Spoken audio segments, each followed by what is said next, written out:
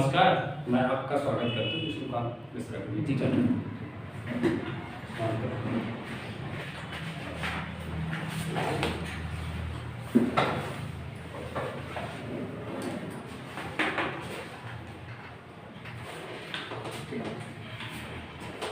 अपनी क्लास भौतिक विज्ञान।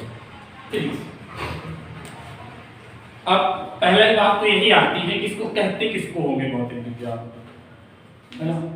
सबसे पहला क्वेश्चन जुड़ जाता है, जब चालू तो उसको तो बतानी पड़ेगी। चलिए, किसी को भी ऐसा जानकारी हो जो भी अपने अनुसार से बता सकते हैं।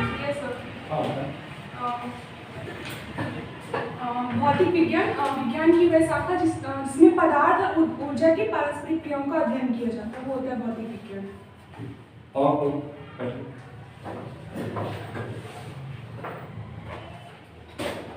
और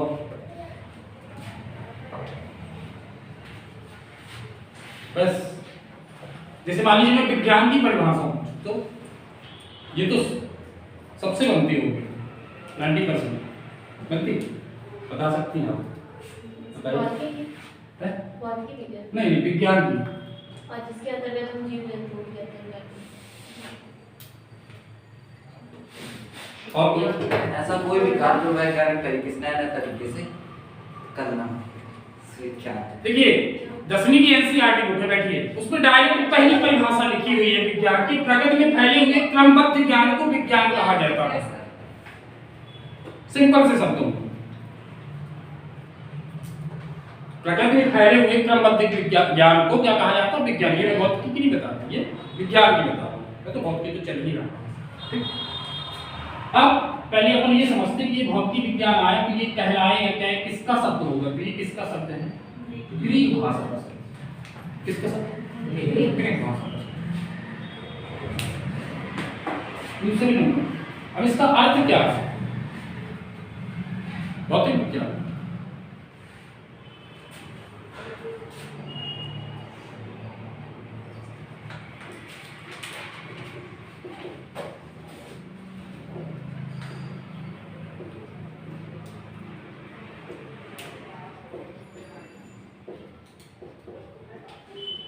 प्रकृति में फैली प्राकृतिक वस्तुओं से, अब जैसे प्रकृति में फैली प्राकृतिक एवं मानव दोनों, कैसे? फिजिक्स, भौतिक विज्ञान एक ऐसी चीज है, यदि हम दिन में कोई भी काम करते हैं, कोई भी दिनचर्या है हमारी, वो भौतिक विज्ञान के अंतर्गत आती है। आती कि नहीं आती? जैसे कहते हैं, मान लीजिए ये मानकर हमको तुम्हारे मानना है, ठीक, ये जाके तुम्हारे घर है, लेकिन अब देखिए ये जब हम आकर अपना फेंके होंगे तो उसमें बल लगाए होंगे तब ना आपके पास आएगा। वो आपकी घाला होगा, उसमें भी बल लगा होगा। क्या है बल? किसकी अंतर्गत आता है? भौतिक विज्ञान के अंतर्गत। इसको फेंकने के हमने कोई ना कोई वेग लगाया होगा, वो किसके अंतर्गत आता है? भौतिक विज्ञान के अंतर्गत। और हम जैसे हम कोई खेल खेलने जाते हैं, जैसे मान लीजिए क्रिकेट का खेल खेलते हैं, वहां से खिलाड़ी ने गेंद फेंकी, यहाँ से हमने गेंद को मारा, वहां से उसने बल लगाया, यहाँ से हमने अपना बल लगा रखा, ठीक, आखिर वो भी किसके अंतर्गत आ रहा है? भौतिक विज्ञान के अंतर्गत आ रहा है। तो एक लाइन की परिभाषा डालिए, भौतिक विज्ञान पर डालिए और उसके बाद डालिए।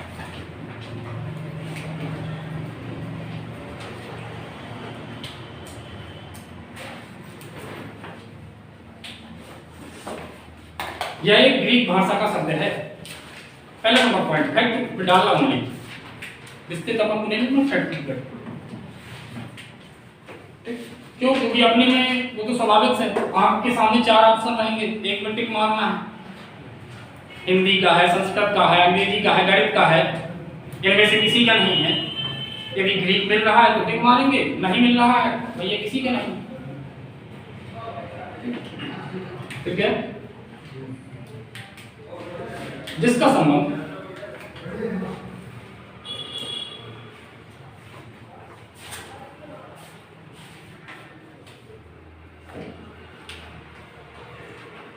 प्रकृति अप्राकृतिक वस्तुओं से है।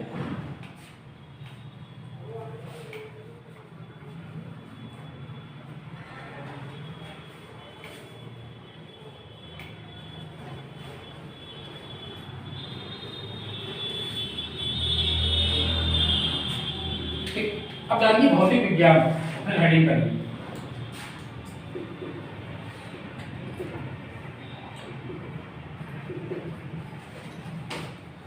देखिए भौतिक विज्ञान,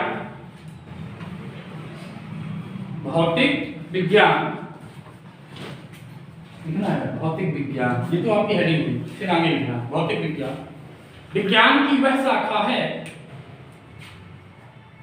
भौतिक विज्ञान विज्ञान की वह शाखा है जिसके अंतर्गत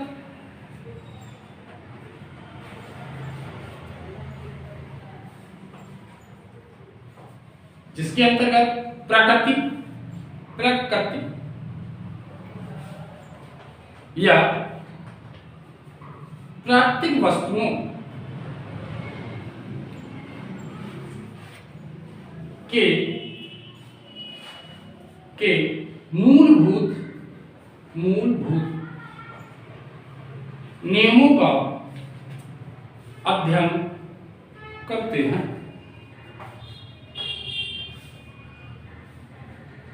मूलभूत नियमों का अध्ययन करते हैं।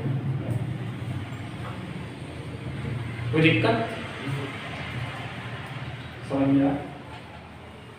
ऐसा कोई स्कूल जिसके समझ में परिभाषा ना आई? देखिए यदि कही जाए तो हर चीज रटने वाली होती है। जो प्री निकालता है, मीन्स निकालता है, बहुत ज्यादा ये नहीं होता है कि वो बिल्कुल ज्ञात ही होता है कि उसके दिमाग में सब घूमता रहता है। वो बैठता है और एक तरफ से पूरा A to Z रट मारता है, तभी जाके क्वालिफाई होता है। अब वो भाई वहां अपने पास पेपर में टाइम ही कितना है ये बताइए, अपन अनुमान लगाने के लिए बैठे रहेंगे तो कितना टाइम है अपने पास? सेकंडों में टाइम मिलता, स्वाभाविक सी बात। तो अपन बैठे हैं, दिमाग लगा रहे हैं। कई लोग तो ऐसे पेपर में बैठ जाएंगे, ओ भाई पढ़ा था रात में, याद नहीं आ रहा क्या पढ़ा था, है ना, बैठ जाएंगे। अरे ऐसे काहे बैठ रहे हो? तो पढ़े रहे होगे तो बनता होगा। ठीक, हम लोग जब 10th का एग्जाम दे रहे थे, एक बार देखिए थोड़ी सा पढ़ाई के साथ साथ कहीं ना कहीं यदि क्लास इतनी बड़ी है तो कहीं ना कहीं हंसी होनी चाहिए, 100% है। नहीं तो तुम्हें भी लगेगा अरे क्या पढ़ा रहे भाई, भौतिक विज्ञान, भाई भौतिक विज्ञान, भौतिक। 10th का एग्जाम दे रहे थे तो अपन पीछे बैठे थे, लड़का अपने आगे बैठा था। तो वहाँ तो यही कहता है कि हम नहीं करने दिया जाता है, शांत बैठिए, अपना पेपर आप करिए, हम अपना कर रहे हैं। वो लड़का समझने के अंतर्गत बहुत सी स्कूलें जुड़ी होंगी वेंकट क्रमांक 1 से, है ना, तो बहुत से लड़कों को वहां सेंटर बनता था। अब वो लड़का आगे बैठ गया, कहीं कोई गांव से रहा होगा, सुहागो रहा से, भगवान जाने कहां से था, कोई जानकारी तो थी नहीं है। अब वो लड़का आगे बैठ के विक्स लिया, उस विक्स को बार बार ऐसे गांव की भाषा में सब बोले, मास्टर बोले लिख क्यों नहीं रहे भैया? सर जी रात भर पढ़े हैं ना तो नींदें नहीं आ रही, वो नींद आ रही, बहुत ज्यादा पढ़ लिए हो क्या? बोले हाँ सर, पानी मंगाइए। वो हर 5 मिनट में तो पानी मंगाया, यानी उसका पूर्ण उद्देश्य था कि ना तो हमको पढ़ना और ना लिखना, दूसरे को भी नहीं लिखने देना। अब पीछे जहाँ देखे थोड़ी सा कि मास्टर को कि मास्टर हमारा आउट है, थोड़ी सी जैसे कोई भी मास्टर यहाँ आगे बैठा है तो थोड़ी सा पीछे भी जाता है चेक करने के लिए, कहीं ऐसा नहीं कि कोई लड़का कुछ लिया हुआ हो। जैसे वो भाई बता, भाई बता, भाई नहीं मिला, भाई नहीं मिला। अब बगल वाला बेचारा परेशान है, यदि नहीं बता रहा निकलेगा हाथ बता हो जाते हैं ऐसे लोग, फंसते होंगे आप लोगों को भी ना कभी ना कभी 100%। बहुत सारे लोग यानी जब लोकल के रहे तो धमकी देने लगते हैं, जानते नहीं वो फलाने के भतीजे हैं, फलाना हमारा मामा है, चाचा हमारा सांसद, पप्पा हमारा विधायक, हो गया देते रहते हैं। अब पेपर ऊपर कुछ नहीं, बस काफी वही प्रश्नों लास्ट में जब देखा करे कि 15-20 मिनट बचा है तो वही प्रश्न उतार देना है, बस चले जाना। अब बाहर निकल के उसके बाद भी बड़ी धमकी के साथ, अरे आज का पेपर तो फाड़ दिया। ठीक, पेपर फाड़ने से थोड़ी काम चलेगा, कॉपी में लिखने से काम चलेगा। बहुत सारे लोग ऐसे होते हैं, सबकी अपनी अपनी इच्छा है, जो जैसे मेरे को समझ है वैसा ही जरूरी है। अब देखिए कई चैप्टरों में फिजिक्स बटी हुई, बहुत सारे चैप्टरों में बटी हुई। तो पहले अपन चालू करते हैं विमीय सूत्र से, चालू करते हैं जो सबसे ज्यादा पूछा जाता है। विमीय सूत्र जानते हैं? इंग्लिश मीडियम वाले तो नहीं कोई, सब हिंदी मीडियम? बहुत अच्छा, क्योंकि अपन भी हिंदी मीडियम से अच्छा लगता है। जब कोई इतनी बराबरी वाला मिलता है तो बड़ी मजा आती है उसके साथ बैठने में, बोलने में। जब कोई हाई फाई वाला मिल गया तो तुम भी भैया तुम भी बोलो, शाम को ज्यादा सही है ना। क्योंकि अपन को भी प्रॉब्लम होती थी थे अपन वहाँ इंदौर में, तो ऐसा नहीं कि समस्या आ जाए। वो कई शब्द ऐसे इंग्लिश से बोल देते थे तो अपन को तुरंत सर क्या बोल रहे समझ में नहीं आ रहा।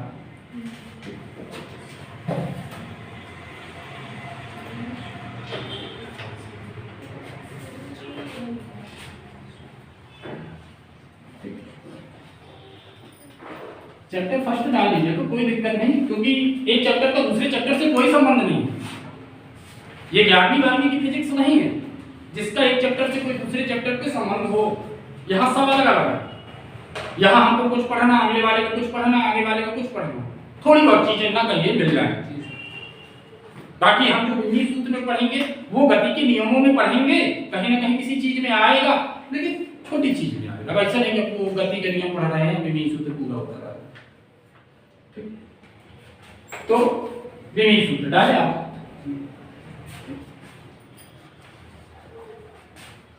देखिए विमीय सूत्र की परिभाषा क्या होती है, थोड़ी सा आती नहीं है लेकिन समझ लीजिए। देखिए व्युत्पन्न मात्रक का व्युत्पन्न मात्रक का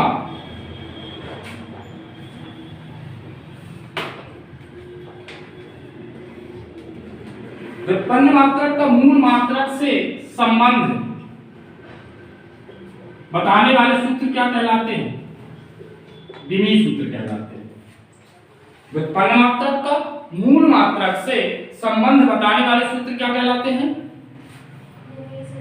बोलिए भैया, जब तक आप बोलेंगे नहीं तब तक नहीं बनेगा।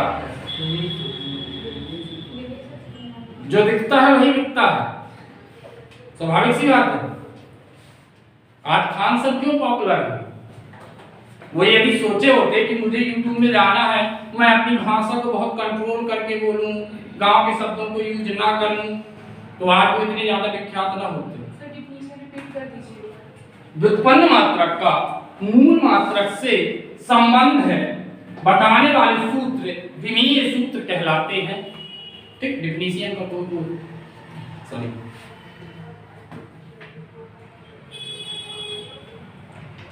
ठीक। अब देखिए कैसे बनाते विमीय सूत्र।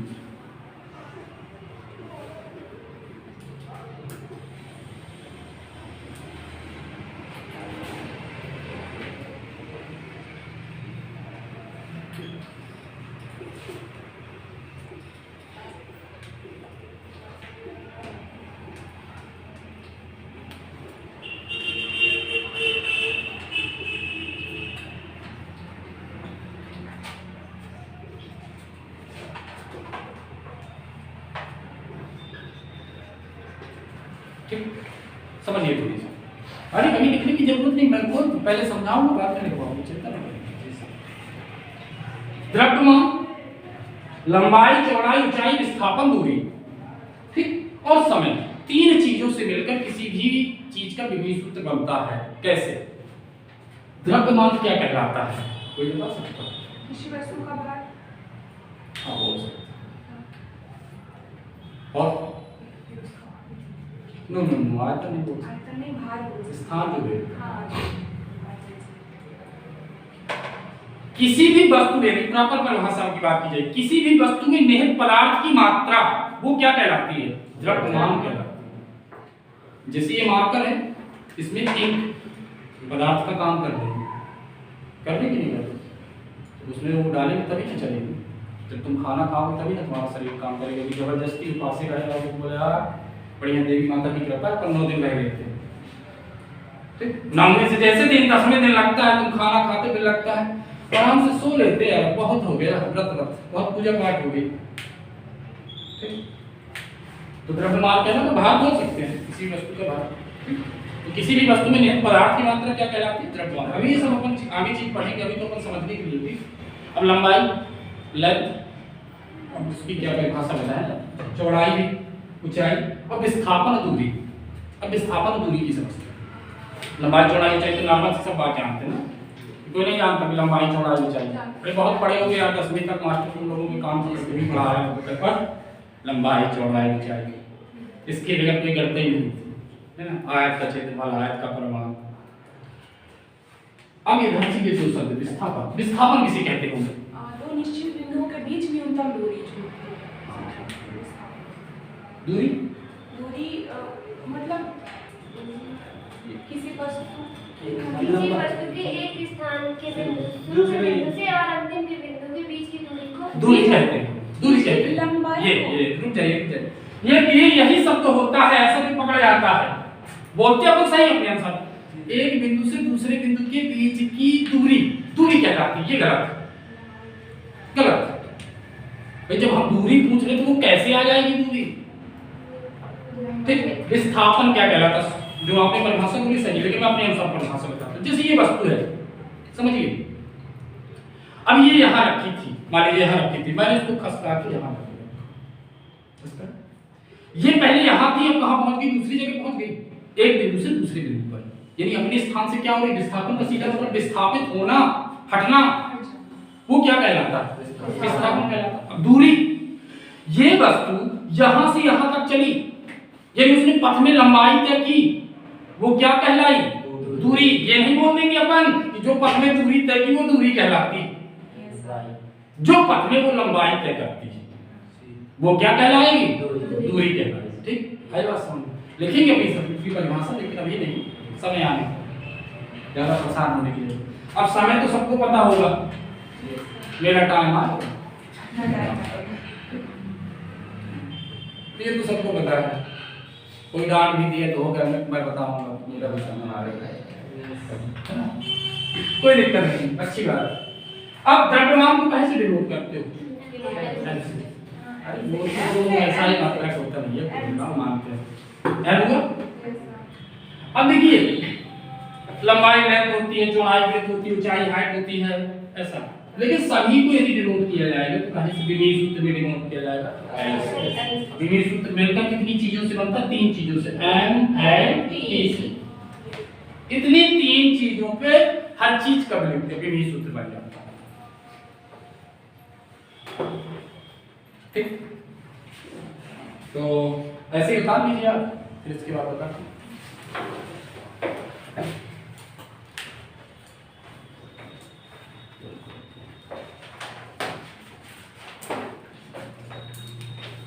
भाषा समझ में आ रही है? नहीं, यदि ना है तो बताइएगा। आप लोग यदि सकना नहीं होगा कि भाषा सुनना पसंद करेंगे तो 100% 90% अपन शब्द बोल लेते हैं। कोई दिक्कत वाली बात मत मानिएगा कि यहाँ बोले सर बहुत ज्यादा इंजॉय मत करिए, हमारे यहाँ भाषा